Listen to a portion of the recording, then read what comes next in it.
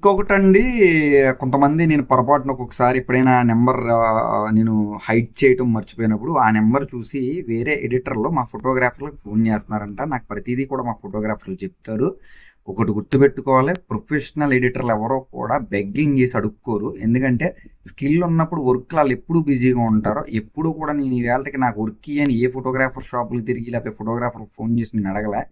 గుర్తుపెట్టుకోండి, ఇది చేసే రీల్ ఎందుకు అంటే ఫోటోగ్రాఫర్ల కోసం నేను చేస్తున్నాను, ఎడిటర్ల కోసం కాదు. అసలు ఇది ఫోటోగ్రాఫర్లో ఎవరైతే ఉన్నారో వాళ్ళకి ఇది ఉపయోగపడుతుంది, బెస్ట్ వర్క్ వాళ్ళకి ఇద్దామని నేను చేసే వీడియోల కాన్సెప్ట్. ఎడిటర్ల కోసం నేను ఎప్పుడు ఎడిటింగ్ ఎట్లా చేయాలి, నేను ఏదైనా ఫోటోగ్రాఫర్లు పట్టుకొచ్చి మీకు ఇస్తానని నేను చెప్పలే.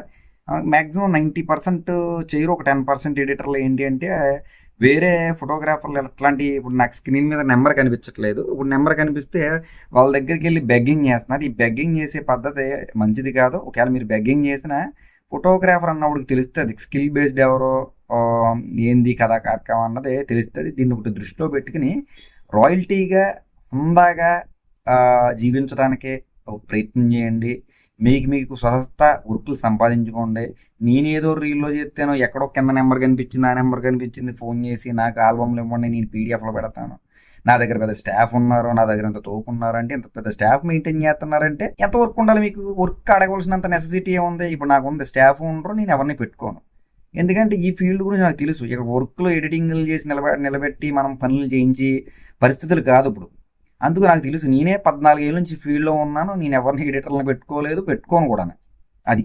ఇది మెయిన్ మ్యాండేటరీ. ఇది కుదిరే పని కాదు. మనం నలుగురిని పెట్టేవంటే మనం బెగ్గింగ్లు చేసి అడుక్కునే పరిస్థితిలో నాకు తెలిసి ఆ ఎడిటర్ ఉండడు. ఆల్రెడీ వర్క్లు పెరిగితేనే అతనిగా పెట్టుకుంటాడు. అది నేను ఇప్పుడు వరకు ఎవరిని అడగలేదు. నేను ఆ రాయల్టీ మెయింటైన్ చేస్తున్నాను. ఏదైనా సరే ఇప్పుడు మనం ల్యాబ్కి ప్రింటింగ్లు పంపించామంటే దాని మీద నెంబర్ ఉంటాయి. ల్యాబ్ వాళ్ళు ఫోన్ చేసి నాకు ఇవ్వండి ఆల్బమ్ డిజైన్లు, నేను చేస్తున్నాను, ప్రింటింగ్ నేను వేస్తున్నాను కదండి. ఏ ల్యాబ్ బోర్డు ఫోన్ చేయడు. అది ఉత్తమమైన పని కాదు, పోరం పోకు పని అంటారు దాన్ని. దీన్ని ఒకటి దృష్టిలో పెట్టుకోండి, గౌరవంగా ఉండండి, హుందాగా బతకండి.